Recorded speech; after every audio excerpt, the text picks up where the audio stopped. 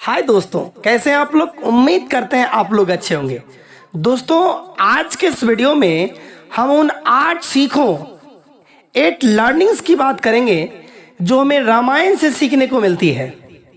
इन 8 सीखों को मैं आपको एकदम सिंपल तरीके से समझाने की पूरी कोशिश करूंगा, इसलिए अगले कुछ मिनट्स आप मेरे एक एक शब्द को ध्यान से सुनना और समझना।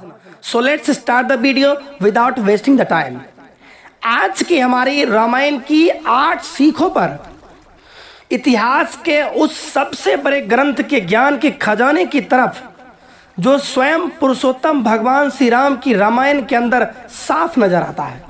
और इन 8 सीखों को, बातों को कोई भी इंसान बड़ी आसानी से समझकर और आसानी से फॉलो करके जीवन में वो सब पा सकता है जो प्राप्त करना चाहता है। चाहे रिश्तों में खुशी बनाना हो, चाहे अच्छे दोस्त बनाना हो, चाहे जीने का तरीका सीखना हो, चाहे सफलता पानी हो, या चाहे लाइफ में ग्रोथ करनी हो, या चाहे अपनी ज़िंदगी में सब कुछ अचीव करना हो, या मन को शांत करना हो।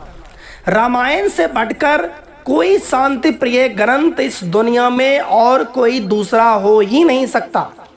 इसको हर परिवार में हर सदस्य के द्वारा हमेशा पढ़ा जाना चाहिए और इससे मिलने वाले इन सीखों को हमेशा फॉलो करना चाहिए। सीख नंबर 1, हमेशा सत्य की जीत होती है। चाहे झूठ कितना ही बड़ा हो, चाहे सत्य कितना ही कमज़ोर लग रहा हो, लेकिन आखिर में जाते जाते सत्य अपनी ताकत दिखा ही देता है और झूठ बहुत फीका पड़ जाता है, सबके सामने आ जाता है और हार जाता है। पूरे रामायण से केवल एक सीख निकालने को अगर बोला जाए तो इस लाइन को याद रखना। इस लाइन में इसका पूरा अर्थ निकल जाता है कि अच्छाई की बुराई पर हमेशा जीत ही होती है। रावण बहुत बड़ा योद्धा था, उसके पास बहुत सारी ताकत थी, भगवान शिव से वरदान प्राप्त था अमर रहने का, लेकिन उसके हारने की केवल और केवल एक ही वजह थी कि वो बुराई के साथ था, वो अच्छाई के साथ नहीं था, वो सत्य के साथ नहीं था। इसलिए रावण इतना ताकतवर होकर भी श्री राम के द्वारा मारा गया। सीख नंबर 2, हमेशा विनम्र रहो। जब भगवान श्री राम ने हनुमान जी को भेजा कि जाओ एक बार देख के आओ कि लंका कैसी है और सीता को कहाँ रखा है, तो हनुमान जी अपनी योग माया से और अपनी ताकत से माता सीता के पास पहुँच गए। उनमें बहुत ताकत थी, पहाड़ को उठा के ले आए थे लक्ष्मण जी को बचाने के लिए, तो सीता माता को तो आराम से कंधे पर बिठा के ले आते, उड़कर आ जाते, लेकिन वे विनम्र रहे। उनका फंडा क्लियर था कि जैसा भगवान श्री राम ने बोला है केवल वैसा ही करूँगा। वो चाहते तो उनके लिए क्या मुश्किल था अपनी शक्ति प्रदर्शन करना, पर वे विनम्र रहे। हनुमान जी का ये गुण हमें बहुत कुछ सिखाता है। हमने थोड़े से पैसे क्या कमा लिए कि हमारे अंदर ईगो आ जाता है, घमंड आ जाता है और हम दिखाने में आ जाते हैं, जबकि होना क्या चाहिए, हनुमान जी की तरह विनम्र होना चाहिए। सीख number 3, your duty is greater than your personal interest. आपके निजी स्वार्थों से कहीं ज़्यादा बड़ी है आपकी जिम्मेदारी। भगवान श्री राम को पुरुषोत्तम क्यों कहा जाता है?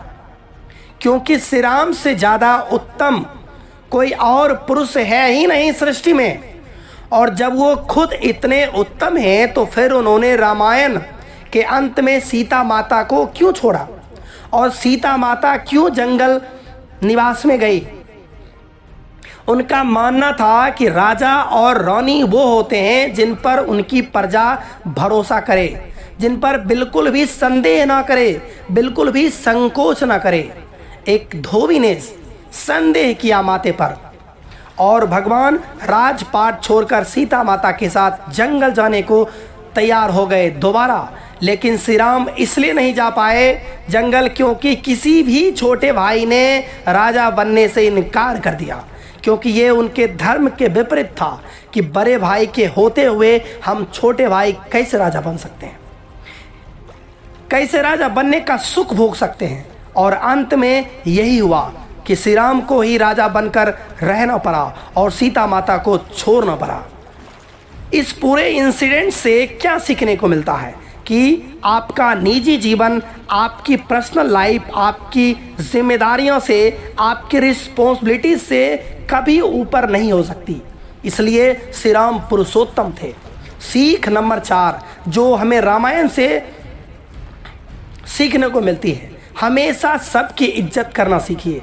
जब सबरी माता ने श्री राम को देखा तो वो इतने आनंद में डूब गई कि वो बेर खिलाने के लिए ले गई, तो ये इंश्योर करने के लिए, ये निश्चित करने के लिए कि हर बेर मीठा होना चाहिए, तभी मैं श्री राम को खिलाऊंगी। अब ऐसी कोई ट्रिक तो है नहीं कि बेर को देख के बता दे कि बेर के अंदर क्या है, मीठा है कि बेर खट्टा है, कहीं कीड़ा तो नहीं है उसमें। और इसीलिए वे हर बेर को पहले खुद चखती थी और फिर श्री राम को खिलाती थी। और श्री राम सबरी माता के प्रेम में इतना मग्न हो गए कि उनको इस बात का जरा भी पता नहीं पड़ा, उनको जरा भी आपत्ति नहीं हुई कि सबरी माता उनको जूठे बेर खिला रही है। यह होता है बजाय हमें यह देखने की कि कौन क्या है।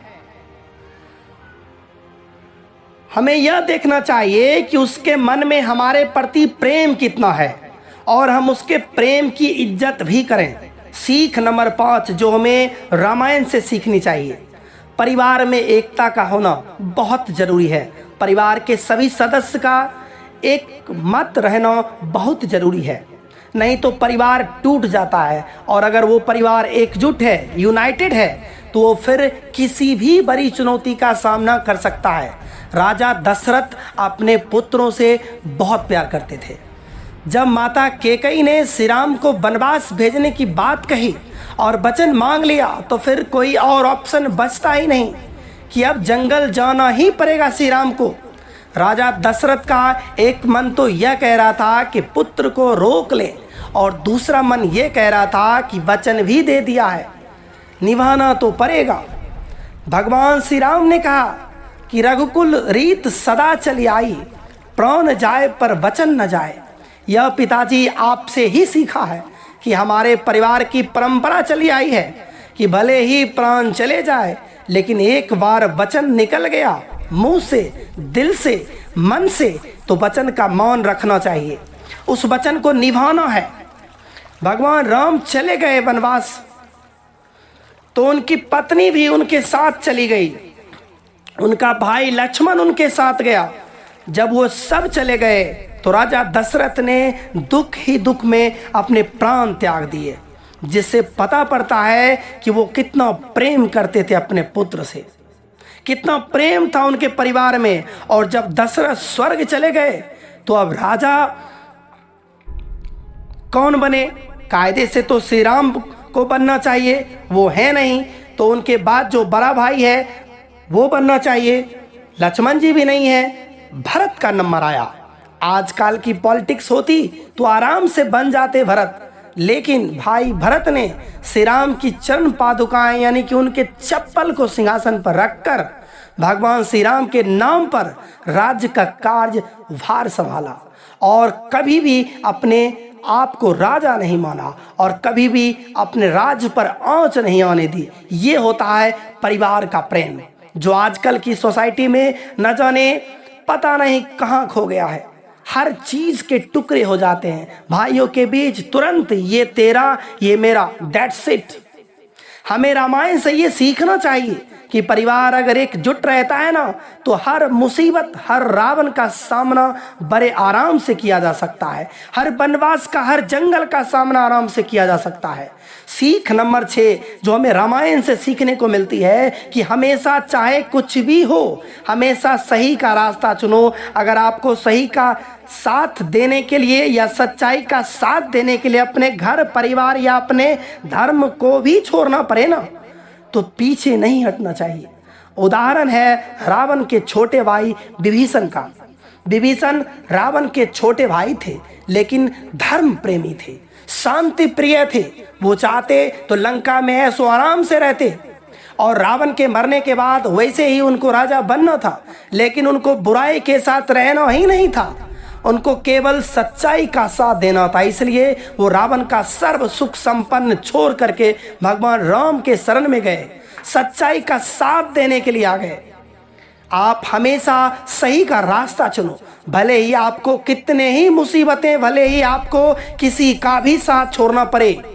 सीख नंबर 7 जो रामायण हमें सिखाती है, हमेशा अपनी संगत बढ़िया रखिए। माता कैकेयी ने वनवास दिया, श्री राम को क्यों दिया? माता मंथरा के कहने पर। क्यों? ताकि जब श्री राम जंगल चले जाए तो राजपाट किसको मिले? भरत को मिल जाए। वनवास अप्रूव भी हो गया, जंगल भी चले गए, लेकिन उसके बाद क्या हुआ? गलती का रियलाइजेशन। वो फेज सबकी लाइफ में आती है और उसके बाद क्या बची? केवल गिल्टी बची और कुछ नहीं बची। फिर पता चला, हे भगवान, मैंने ये क्रोध में और लालच में क्या कर डाला, कोई तो मुझे माफी दे दो। माफी भी मांगी श्री राम से जंगल में जाके कि आ जाओ, लौट आओ। पर अब पछताए क्या हो जब चिड़िया चुग गई खेत। ये सब कुछ हुआ संगत की वजह से। बुरी संगत से अच्छा है कि किसी की संगत ही ना हो। You are the average of your 5 friend. आप उन 5 लोगों के कैरेक्टर के एवरेज हो जिनके साथ आपका उठना बैठना है, आपका रहना है, आपका घूमना है, आपका फिरना है, जो आपके दोस्त हैं, आपके क्लोज हैं। उन 5 लोगों के आप एवरेज हैं, इसलिए अपनी संगत बढ़िया रखें। सीख नंबर 8, माफ करना बदला लेने से कई गुना बड़ा होता है। जब लक्ष्मण ने शूर्पणखा का नाक काटा ना, तो रोती हुई अपने भाई रावण के पास गई। रावण अगर वहां पर लक्ष्मण से बदला लेने के बजाय उसको माफ कर देता तो जिंदा रहता। उसने बदला लेने की सोची और जब बदला लेने की सोच कर गया तो माता सीता का हरण करके ले आया। यानी कि बदले की भावना में गलतियां पर गलतियां कर बैठा। फिर नतीजा तो वही होना था जो आपने देखा। किसी भी विवाद को समाप्त करने के 2 ही ऑप्शन हैं, या तो माफ कर दो सामने वाले को या फिर साफ कर दो।